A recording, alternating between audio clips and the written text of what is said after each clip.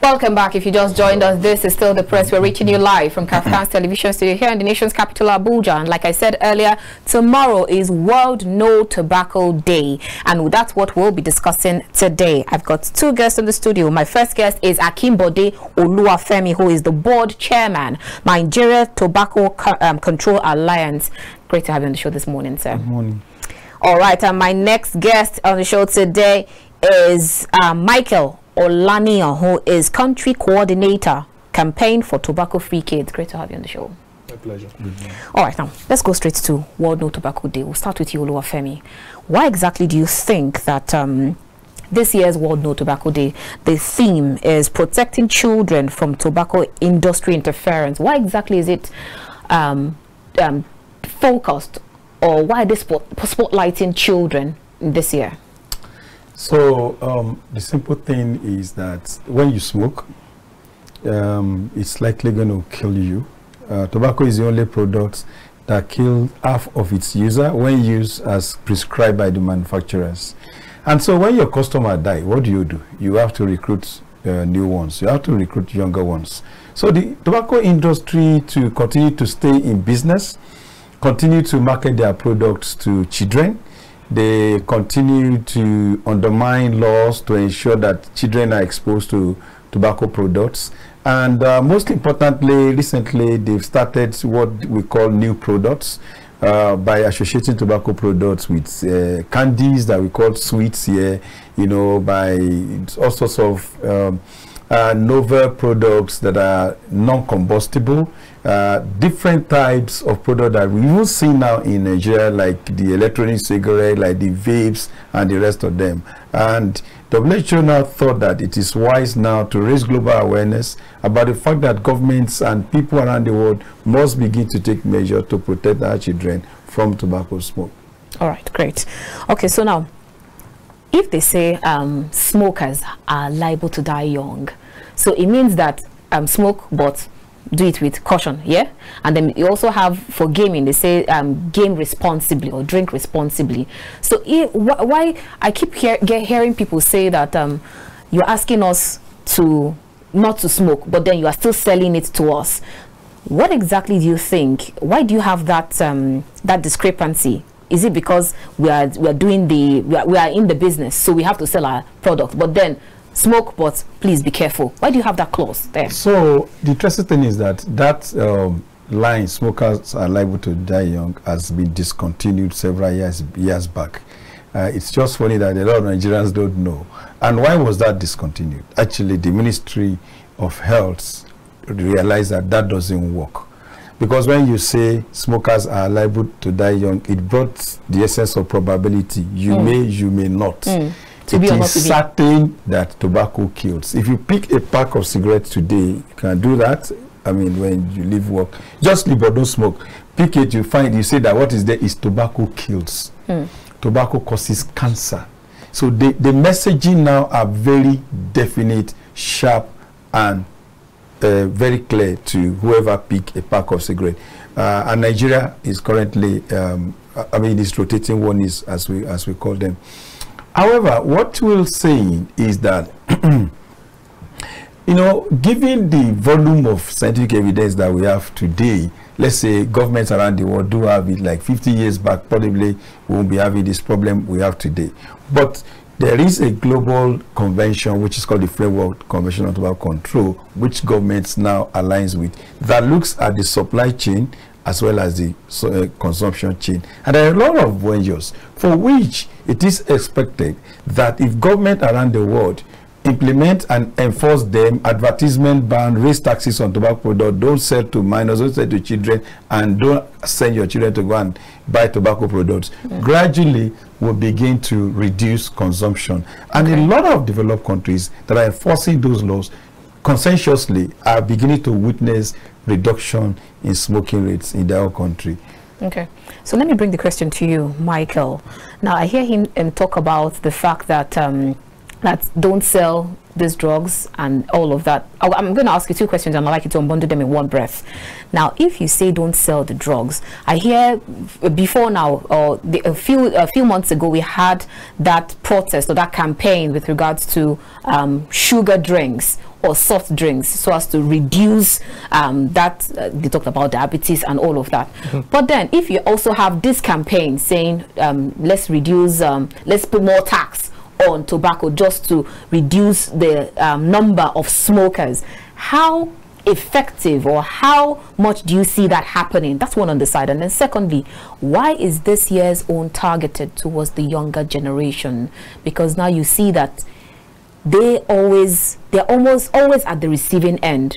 Your father sends you, please go and buy me a stick of cigarettes, and then before you know it, you're learning how to smoke. So why is it targeted at children this year? Okay, so I'll start with the second question, which is why is it targeted at children? Like Mr. Akinbode said, when the smokers die, what the industry does is to target younger people to be replacement customers, more or less.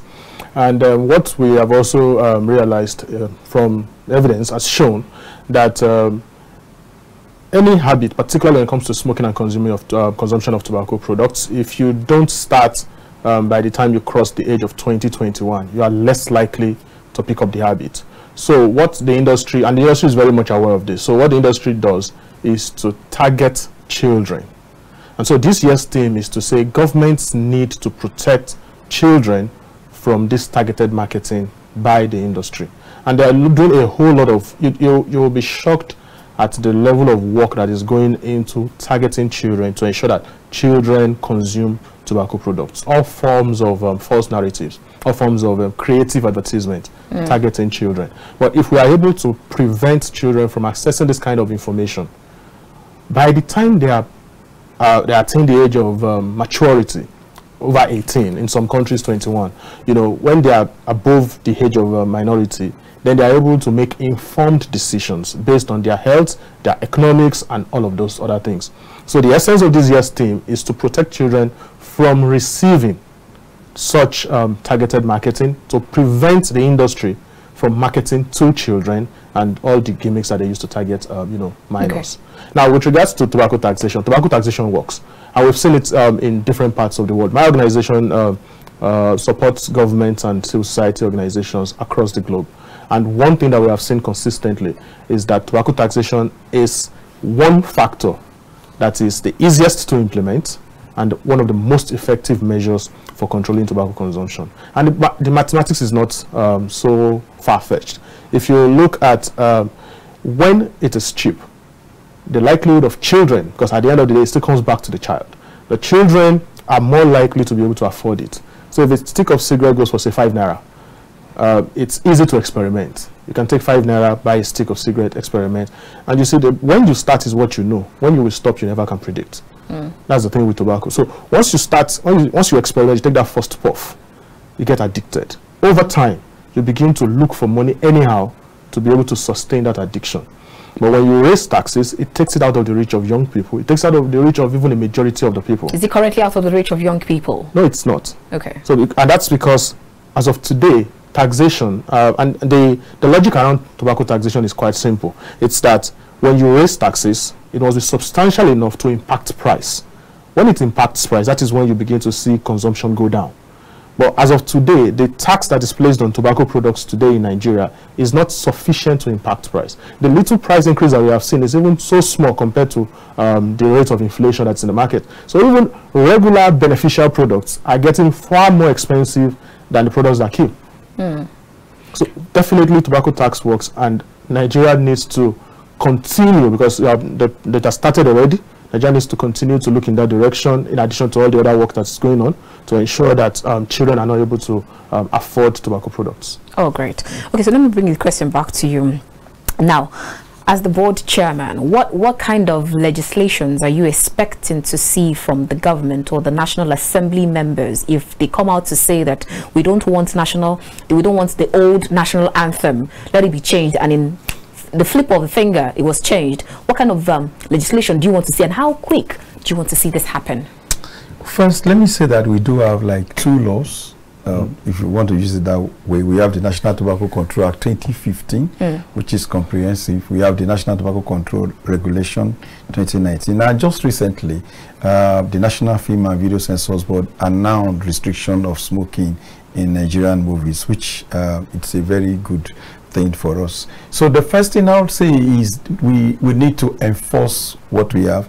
Those laws can take us somewhere. Though they're not adequate, they're not sufficient enough, but we need the Nigerian government to enforce those laws. The Nigerian Film and Video Censors Board has done greatly by looking at the loopholes, which is the tobacco companies move their advertisement, their indirect advertisement under the some form of promotion also to the movies and the skit makers and the rest of them. And they're now looking at, beginning from this June, to enforce a law that will not allow them, movie makers to glamorize. That is good news.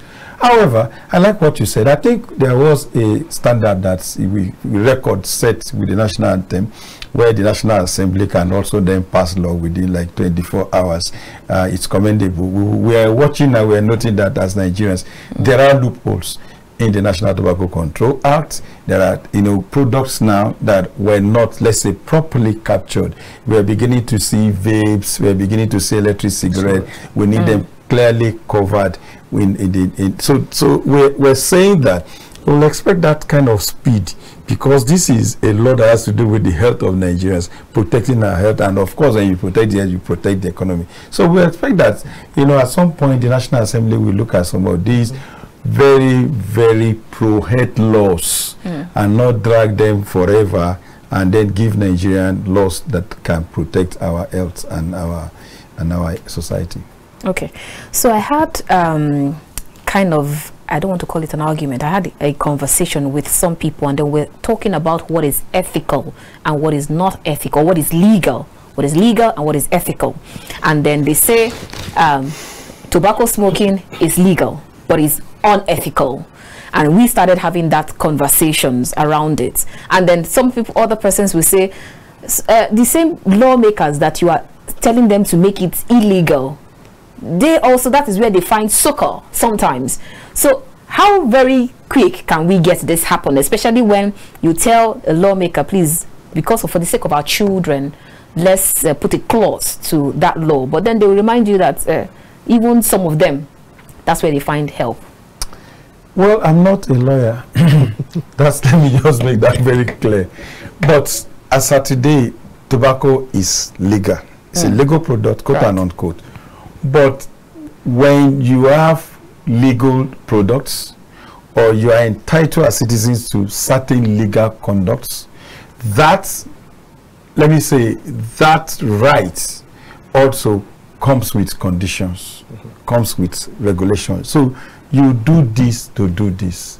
You get a driver's license because we drive on the right side of the road. You don't get a driver's license and go and drive wrong way. They will arrest you. If you are in Lagos, you park your vehicle. So you won't say, oh, it's my right to drive. So basically what we're saying is that why this remains a legal product, you have to market and consume them under these conditionalities. Do you understand? That, look, the government has come up with the National Tobacco Control Act that says you cannot advertise, you cannot promote this product, you can't sell to kids, you cannot smoke in public places, you cannot smoke where children are around and things like that. And those are the laws of the land for you to continue to, quote and unquote, enjoy that legal right that you're trying to claim. Okay. I think Michael can help me out. Okay. Yeah, so I'm a lawyer, and issues around law and ethics, there's a thin line, really, because law is a subject of legislation, whether it's legal or not. Is once the law has been passed, it becomes either legal or illegal, and ethics is in the gray area.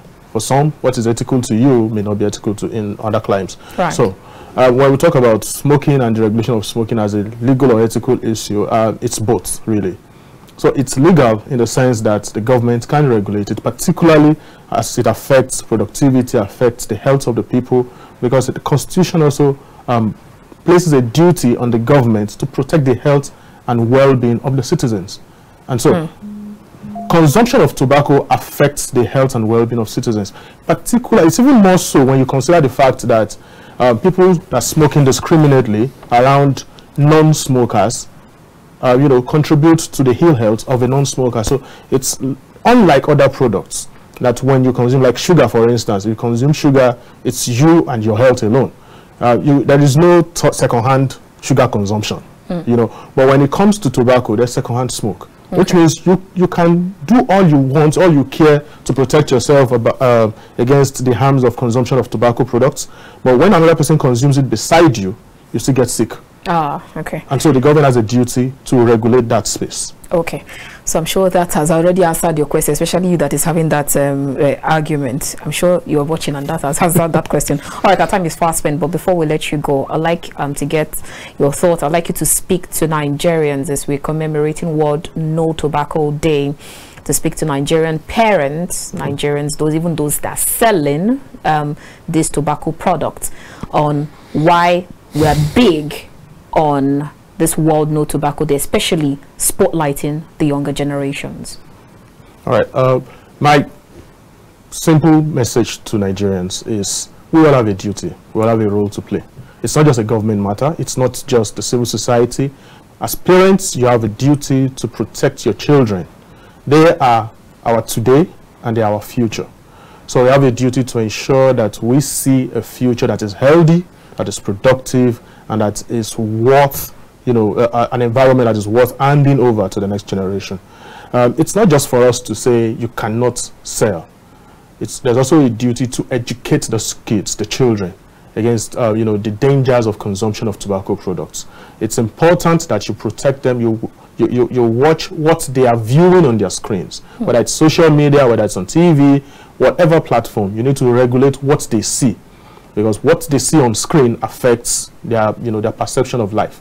It's the duty of the caregivers in schools to protect them by giving the accurate information, educating them about what tobacco does to their health. It's the duty of civil society to continue to do this. It's the duty of the media to ensure that this kind of message gets out there and that Nigerians are aware. And above all, it's the duty of the government to enforce the laws that they have passed.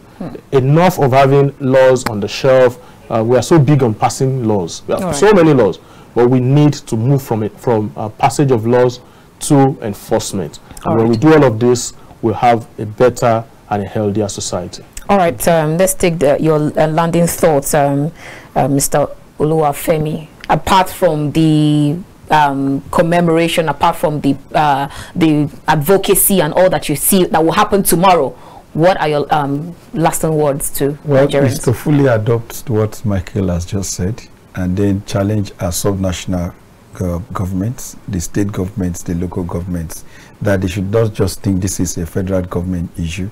Health is on concurrent lists. They should pick this up and run with it and protect their citizens and their children in those states. That's a very, very good place to land on this conversation. Thank you so much, Akinbode Oluwafemi, Board Chairman, Nigeria Tobacco Control Alliance. Thank you so much for your time with us. Thank you so much. And also we had Michael Olaniyan, who is Country Coordinator, Campaign for Tobacco-Free Kids. Thank you so much for your time with us. It's my pleasure. All right, viewers, that's where we end this conversation for today. Thank you so much. It's been a wonderful time. Remember all that they say. Please keep your kids away from tobacco and stay safe. My name is Annabel Orji. Good morning.